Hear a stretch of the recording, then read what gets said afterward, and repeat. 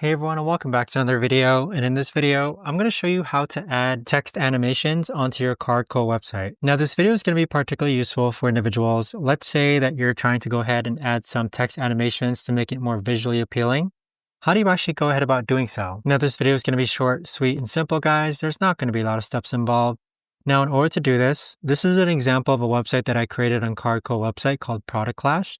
If you click on any text and then click on this triangular icon that says animation, this is how you're going to be able to add animations to certain text on your website. So if you want to fade in, it'll go ahead and fade in.